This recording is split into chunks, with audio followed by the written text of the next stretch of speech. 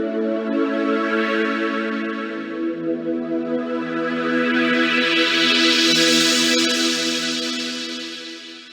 everyone, welcome to today's Brave Conversation Starter on the topic, drumroll please, ethical leadership.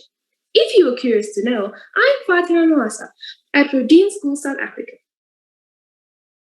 And I'm Marissa Patnaik from Sai International School in India. Over the past few weeks, students across the Roundsword community have interviewed 14 keynote conversationalists from different backgrounds and areas of expertise to find out where they think we should start our discussions today. So let's hear what the interviewers asked and the speakers had to say on this topic, ethical leadership.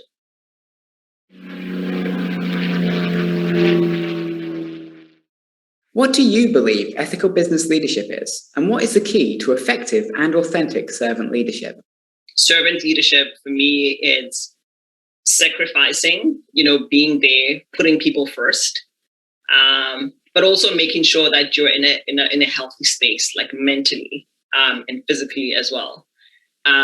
Meeting the needs of others in your community, so not being selfish about resources that you have, like thinking of ways to share what you have, whether it's knowledge, whether it's resources, whether it's networks, and also opening doors for other people as you go up, right?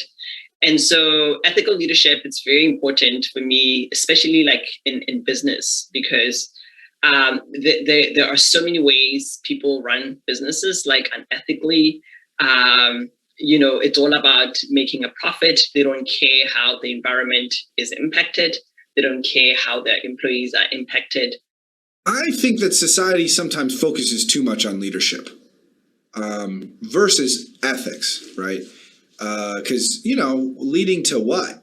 Leadership almost in a dictionary definition is just, kind of guiding people to something.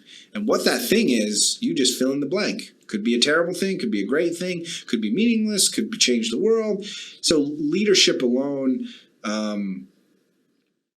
again, I think is almost a biological interest of humans, right? The person at the top, we're a tribal species, and the order and hierarchy of things. So we think about leadership a ton just because maybe it's a reaction, I don't know.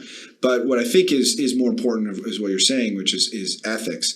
But still, there's a fill in the blank there as well. Because I know that the folks who are watching this video, watching this, they're coming from all different walks of life. And what is ethical is going to be different in different countries, even through the course of time and history. What they thought was ethical then is not ethical now. So I believe part of what leadership needs to be is, an evaluation of that, right? So, when we talk about ethics, it's almost like a kind of Hippocratic oath in a lot of ways, do no harm. I think that should be a starting point for certain. We don't want to harm the populace. Can you always be effective and be ethical? Well, it's almost hard to always be anything all of the time. So probably not, but for the greater good or for the long run, sure, I think that ethics and effectiveness can be very much co-pilots. I think we should all start with a commitment to be the best person we can, to express our values. That doesn't mean you live up to them, but at least express what your values are. One of the problems we have with many political and other leaders today, we don't know what their values are. They never tell you. And, the other thing is motivation. What is your motivation? If it's, be upfront. If it's about money and power, then say so, because there'll be a certain segment of society that'll accept that. I won't, but there'll be others who do in certain. But be upfront, because that's the troubling thing. There are people who are doing good things, but you're kind of disappointed by their actual motivation, right? And to me, ethical leadership is not about sort of living up to that ethic as well. It's about expressing your values and being open about your motivation. That is ethical to me, because then I see what I get.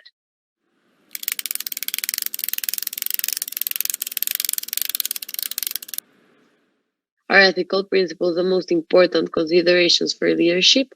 And is it possible for leaders to be both effective and ethical? I think we should, choose our leaders on the basis of, the leadership ability. Are they able to deliver as well? Are they able to execute? Are they standing up for the rights of everyone? And are they who they say they are? Because it's easy for someone to sort of advertise this is who they are, and then they switch. So I think it's very important that we look at all the things that we consider, an individual, that they are worthy of leading, right? So so I think that's how we should choose our leaders. Should leadership have ethical principles? Definitely yes, because if a leader is not ethical, I don't think you can even consider that person as a leader in the first place. So those are necessary conditions, non-negotiable. Here comes the dilemma. The dilemma is, on one side, the rational intellectual part says these are the things that we need from a leader. One who is calm, one who is systematic, one who is knowledgeable, one who has experience, all the different criteria.